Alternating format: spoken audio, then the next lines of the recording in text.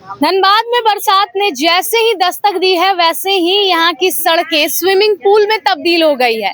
जी हाँ, अब बस इंतजार है उन तमाम तैराकों का जो अपने अपने ट्यूब लेकर आकर इस बहुत सुंदर से स्विमिंग पूल में आकर स्विमिंग करेंगे। कुछ ऐसी व्यवस्था यहाँ पर देखने को मिल रही है। धनबाद रेलवे स्टेशन के दक्षिणी शोर पर हम मौजूद हैं और अगर यहाँ की वर्तमान स्थिति की हम बात करें तो हर साल बरसात आती है और हर साल यही समा देखने को मिलता है। एक तरफ जल जमाव, गंदे पानी का जो ठिकाना है वो बन चुका है, बीमारियों को आमंत्रण देता हुआ ये गंदे नाले का पानी है। वहीं दूसरी ओर उसी गंदे पानी के ऊपर तैरती हुई जो कचरे का अंबार है वो भी आपको नजर आ रहा होगा। और ये जो कचरा है ये सिर्फ धनबाद नगर निगम की लापरवाही का प्रमाण नहीं है, ये ईस्टर्न सेंट्रल रेलवे जो है धनबाद रेलवे डिवीजन उसकी भी लापरवाही का प्रमाण है। क्योंकि यहाँ ये जो दक्षिणी शोर है यहाँ की साफ सफाई, रख रखाव या फिर अन्य चीजों का जो जिम्मा है वो धनबाद रेलवे डिवीजन को दिया हुआ है और साथ ही साथ जो तमाम कार्य है वो धनबाद रेलवे डिवीजन की तरफ से किए जाने थे। क्योंकि आगे हम आपको दिखाएं तो हक जताने की जब बारी आती है तो रेलवे पीछे नहीं हटती है। आगे आप देख सकते हैं ECR बाइक पार्किंग यहाँ पर साफ तौर पे लिखा गया है। तो यानी कि साफ तौर पर ये जो इलाका है ये बाइक पार्किंग के लिए बनाया गया था। जो लोग दक्षिणी शोर में अपने रिश्तेदारों को या अपने लोगों को रेलवे स्टेशन छोड़ने आते होंगे के लिए या फिर यहाँ के स्टाफ के लिए। लेकिन क्या ये बाइक पार्किंग सच में आपको बाइक पार्किंग लग रहा है देखने से? जिस तरह से यहाँ पर कचरे का अंबार है ये चीख कर बयां कर रही है कि किस तरह से रेलवे डिवीजन जो है वो राजस्व कमाने में सबसे आगे होती है लेकिन लापरवाही दिखाने में भी सबसे आगे होती है। जी हाँ, एक तरफ धनबाद रेलवे डिवीजन अलग अलग क्षेत्रों में अलग अलग डिवीजन में अपना नाम कमा रहा है कि सबसे ज्यादा राजस्व धनबाद रेल डिवीजन की तरफ से मिलता है, वहीं दूसरी ओर सबसे ज्यादा लापरवाही भी धनबाद रेल डिवीजन की तरफ से ही देखी जा रही है। वैसे हम आपको बता दें कि कुछ दिनों पहले यहाँ पर धनबाद विधायक हो या फिर अन्य जनप्रतिनिधि हो या फिर सांसद हो या फिर रेल DRM हो, धनबाद के रेलवे डिवीजन के जो DRM हैं वो हो, सभी लोग अपने हाथों में फावड़ा लेकर, धनबाद नगर निगम की मशीनें लेकर, झाड़ू लेकर जो है इस पूरे रास्ते को साफ करने का उन लोगों ने इरादा किया था। वो लोग कस्में खाते हैं लेकिन ये सिर्फ एक दिन के लिए सीमित हो जाती है और उसके बाद कहते हैं ना तिलांजलि देना, तो तिलांजलि देकर यानी श्रद्धांजलि देकर भूल जाते हैं लोग कि सच में यहाँ पर लोग जो हैं इस रास्ते का प्रयोग करते हैं, यहाँ पर आना जाना करते हैं। और उसके बाद तस्वीरें कुछ ऐसी दिखाई पड़ती है। ये जल जमाव आज की नहीं है, ये जल जमाव हर उस बारिश के बाद होती है, फिर चाहे वो मौसम के साथ हो या बेमौसम बरसात हो। ये जल जमाव प्रमाण है लापरवाही की जो दिखाई जा रही है धनबाद रेलवे डिवीजन की ओर से। आगे की तरफ अगर आप गौर फरमाएंगे, अगर गौर से ध्यान से देखने का प्रयास करेंगे तो आगे आपको वहां पर पाइप लगा हुआ नजर आ रहा होगा। ये जो पंप के माध्यम से इस पानी को जो है सक्शन करके और आगे की तरफ ड्रेन में भेजा जा रहा है और ये कार्य भी धनबाद नगर निगम के द्वारा किया जा रहा है। यानी कि यहाँ के लोगों ने लगातार जब शिकायतें की हैं, जब बार बार बोला गया है, लोगों ने गुहार लगाई, मिन्नतें की, तब जाकर लोगों को एक स्वच्छ वातावरण मिलने का वादा किया गया है धनबाद नगर निगम की ओर से। लेकिन मुख्य बात यहाँ पर यह है कि यहाँ ये जो सड़क है इसके बाद की जो बाउंड्री है जहाँ पर ECR बाइक पार्किंग आपको लिखा हुआ दिख रहा है, उस बाउंड्री के ठीक उस पार से धनबाद नगर निगम का दायरा शुरू होता है। यहाँ तक रेलवे डिवीजन का दायरा है, तो जिम्मेदारी जो है वो रेलवे की होनी चाहिए थी। लेकिन आगे की तरफ हम आपको दिखाएं तो बहुत ही ज्यादा पैसे खर्च करके, करोड़ों खर्च करके इस सड़क को बनाया गया होगा, लेकिन आज साफ तौर पर आप देख सकते हैं कि लोगों को क्या मिल रहा है।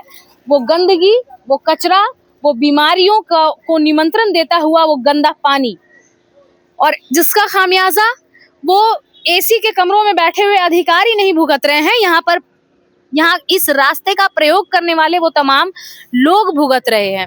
आगे की तरफ सब्जी मंडी लगती है, यहाँ पर जो लोग रहते हैं वो अपने जीवन यापन के लिए, थोड़े बहुत खर्चे उठाने के लिए सब्जियों का व्यापार करते हैं, आगे यहाँ से लेकर आगे तक जहाँ तक भी आपकी नजरें जाएंगी। लेकिन यहाँ पर ना तो कोई प्रॉपर डस्टबिन दिया गया है और ना ही कोई कचरे को जो प्रॉपर मैनेजमेंट होता है उसके लिए कुछ किया गया है। तो जिसके कारण यहाँ पर लोग जो हैं, हालांकि इस चीज के लिए थोड़ी बहुत जिम्मेदारी जो है वो लोगों की भी होनी चाहिए कि वो जो कचरा है वो एक जगह पर ही फेंकें, इधर उधर यहाँ वहाँ कचरा ना फेंकें, जिसके कारण परेशानी जो है ये लोगों को ही झेलनी पड़ रही है। दूसरी परेशानी आगे हम आपको दिखाएं तो एक लेन जो है वो पूरा जल जमाव जल भराव हो चुका है और दूसरा लेन जो है यहाँ पर काफ़ी ज़्यादा परेशानी हो रही है लोगों को, आने जाने में अक्सर दिक्कतों का सामना करना पड़ता है। कई बार यहाँ पर जाम की समस्या भी देखने को मिलती है। तो दक्षिणी शोर में जो लोग आ रहे होते हैं उन्हें कई बार उनका जो ट्रेन है, उनका समय जो होता है उस पर भी प्रभाव पड़ता है। लगातार हम आपको दिखा रहे हैं कि धनबाद में बारिश के आते ही किस तरह से चारों तरफ हाहाकार मच जाता है। हालांकि धनबाद नगर निगम क्षेत्र की बात करें तो वो भी बहुत ज़्यादा अच्छी स्थिति में नहीं है, लेकिन अभी यहाँ पर जो कार्य हो रहे हैं वो धनबाद नगर निगम के द्वारा ही हो रहे हैं, तो इसमें कोई दो राय नहीं है कि निगम अपना काम कर रही है। फिलहाल निगम की गाड़ी जो है वो पहुँच चुकी है, कचरा उठाव के लिए भी यहाँ पर गाड़ी पहुँची हुई है। लगातार मिन्नतें करने के बाद, गुहार लगाने के बाद, इसी के साथ हम अभी यहाँ पर मौजूद कुछ लोगों से जुड़ेंगे और जानने का प्रयास करेंगे कि क्या कुछ समस्याएं हैं और कब से ये लोग इन समस्याओं से जूझ रहे हैं और कहाँ इसको लेकर के इन लोगों ने गुहार लगाई है। बताइए क्या समस्याएं देखने को मिली है आपको? समस्या यही देखने को मिला, रेलवे द्वारा जो नाली बनाया गया है जिसके कारण कचरा के गंदगी के कारण पूरा नाली गंदगी जमा हुआ है। अंदर का जो पुरानी बाजार के पानी यही रेलवे की जमीन के नाली के द्वारा ही निकलता है, लेकिन जाम होने की समस्या के चलते हम लोग पुराने बाजार वाले, होटल सब्जी वाले, राशन वाले, चिकन वाले, मछली वाले सभी को ही झेल रहे हैं। तो जब बारिश होती है तो क्या यही स्थिति इसी तरह पूरा जल जमाव का स्थिति बना हुआ रहता है। कस्टमर आ नहीं पाता है, हम लोग पेट में लात मरा रहा है। ये नाला गलत बनने का ये सब हम लोग को भुगतना पड़ रहा है।